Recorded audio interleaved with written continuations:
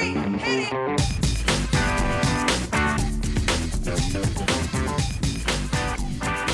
Good morning, good afternoon, good evening, and welcome to today's Caffeine for the Soul.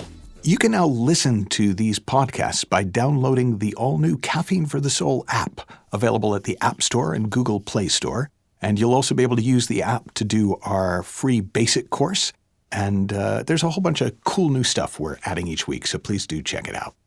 Our theme for today's podcast is not actually the movie Batman versus Superman, but is something that came up in a client session where I was working with somebody who had done an amazing amount in a relatively short space of time with his life, but he was exhausted, he was burned out, and he was pretty much fed up with life as he was living it. And when we were talking about it, the analogy of Batman versus Superman came out. And he said, well, what do you mean? And I said, well, Batman is just a guy. Now, he's a really wealthy guy who has worked really hard in order to be super. Now, he's not really super like Superman. He's just stronger than most people and faster than most people and has cooler toys than most people and uses them to do good in the world. Superman, on the other hand, is super because he's from another planet. And so things that are really difficult for people born on Earth, for him, are easy. So Batman, they don't usually show it, but you got to figure he lives in the gym. Superman has probably never been in a gym unless there was a bad guy there he had to catch. Batman works really hard and has really cool tech that makes it seem like he can fly through the air.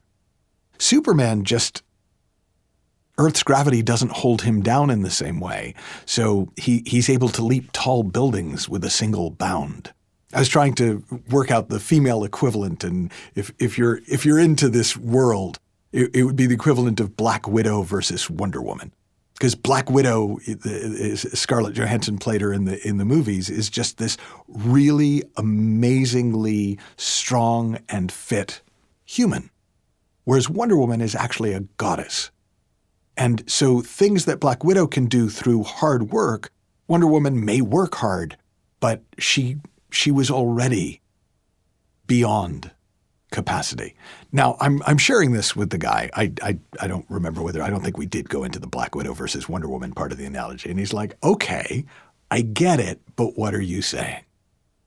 And what I was saying is, we culturally are encouraged to take the Batman approach to success and the Batman approach to growth, where if you want to be somebody, you need to accumulate wealth and you need to train and you need to practice and you need to work out and you need to work on yourself and your life and your business all the time. And that's exhausting. And that's difficult. And while most people just, it so doesn't work, they just give up. The problem is when it sort of kind of works and you think, wow, things are a bit better. Maybe if I worked out 2 hours a day instead of 1, maybe if I meditated 3 hours a day instead of 2, maybe if I worked on myself 4 hours a day instead of 3, then I would really be able to conquer the world. Superman is the equivalent of our spiritual nature. In other words, we kind of just come with these superpowers. We're able to know things that we shouldn't be able to know. We're able to intuit things, to sense things that are outside of our database of learned knowledge. If you look at the game-changing things that have happened in your life, and even some of the game-changing decisions you have made in around your relationships or in your business, chances are they just came to you out of the blue. Look up in the sky. It's an insight. It's a plane. It's the way we're made. But the problem is we have amnesia for our spiritual nature. We have amnesia for the gifts that we were born with. And so instead of recognizing well-being, resilience, insight, wisdom as natural capacities within our nature, we see them as accomplishments that if we work hard enough, we may be able to sustain and bring to bear in our lives. And so I said to my client, well, what if, just as an experiment, you went forward as Superman, not Batman? Now, the funny thing is most people think of Superman and they puff their chests out and go, yeah, I'm going to work really hard and be Superman. No, that's Batman. Superman just kind of shows up. It's not his fault he's that strong. He was born that way.